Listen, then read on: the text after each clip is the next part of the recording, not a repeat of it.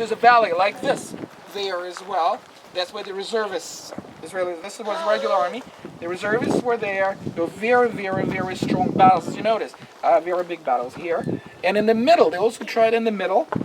And there was nobody in the middle. No one in the middle. The commanding base of general that was mentioned here, the base was in, I'll show you. It was in the middle, and it was not protected. He sent tanks here, he sent tanks there, and in the middle was not protected. Now the Syrians knew about it, so they went in three columns. One was here, one in the south, and one in the middle.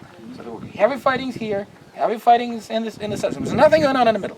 So they were moving on, and they heard on the radio that they're battles, and there's no resistance. Finally, they came very close to the central command base.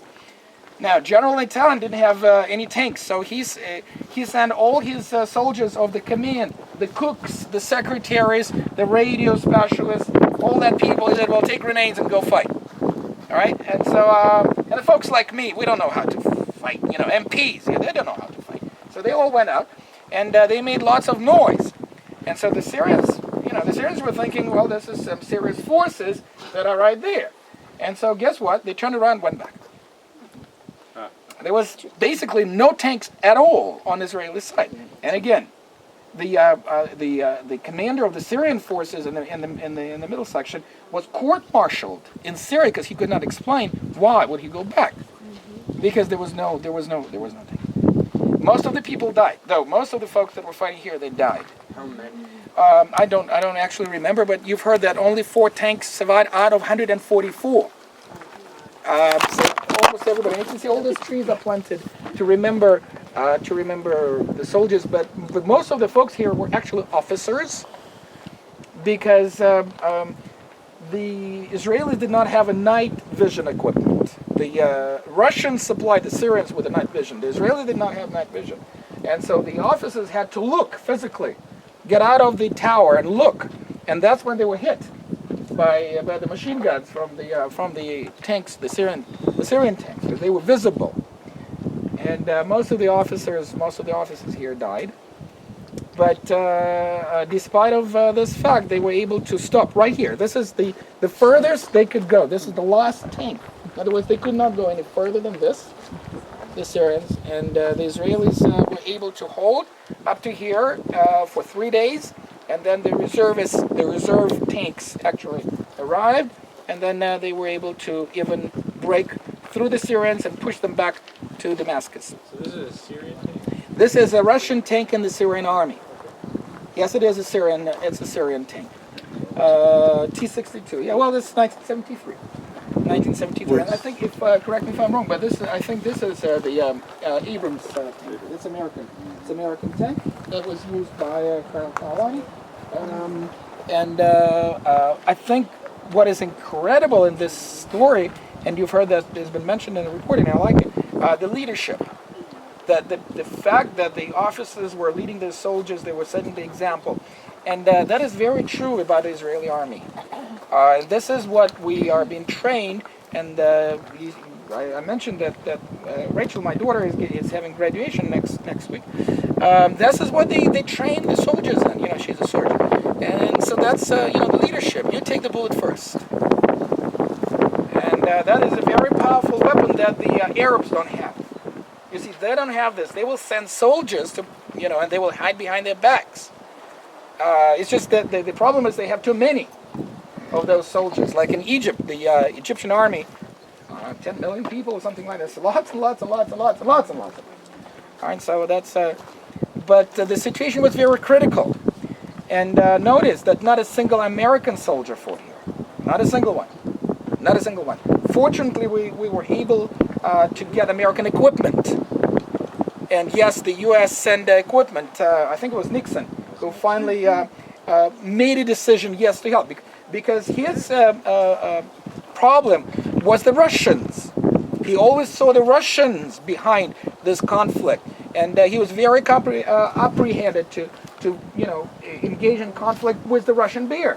That's very dangerous, because who knows what the Russians can do, And what was it, 64 Caribbean crisis, when, the nuclears were flying back and forth almost?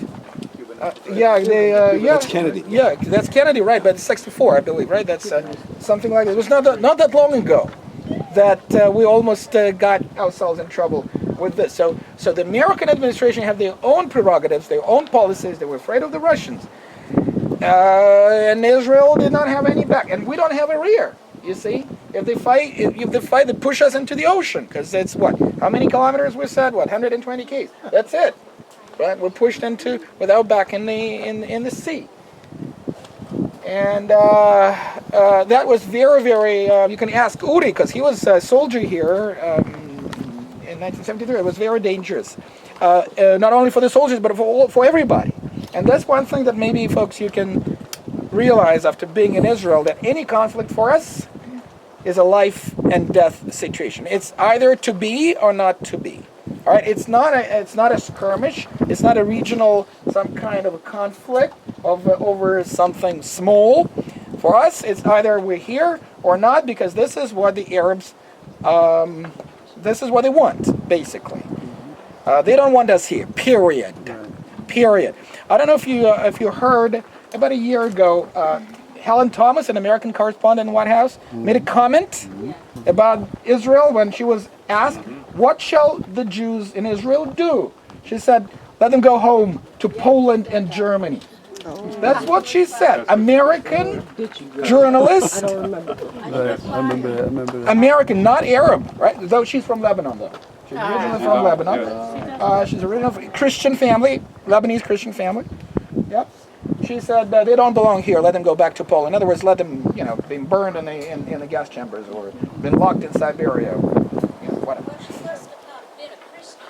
Great. No, She fine. might have been claiming. Right. But what I'm trying to say is, you can see that even with our allies, when we just can't trust them completely because they have their own agendas and politics. And I understand this. Obviously, I understand this. But what shall we do? So it puts us in a very edge of survival every time, not just once, but every time. Think about Pearl Harbor, right? That was a terrible, terrible tragedy. But you know what? It was not in your house. It was somewhere in the Pacific, right? Now all this is happening, right? What? 2 miles away from the kibbutz, right here. And what is interesting that the forces that came to rescue these guys were led by a colonel named Jonathan Netanyahu. Netanyahu's older brother. So he actually came. He fought here. 3 days later, he was in a reserve. So, they organized the forces, came here. He fought here, and then in '76. 3 years later, he was put in charge of the Entebbe operation. Have you heard about the Entebbe when the Israelis were hijacked? The plane was hijacked into Uganda. Okay, and he was in charge of this incredible operation of Entebbe, of rescuing. Again, see who rescued Israeli hostages? Israel. Okay, we went into there. He was in charge of that. The operation was so smooth, they had no casualties at all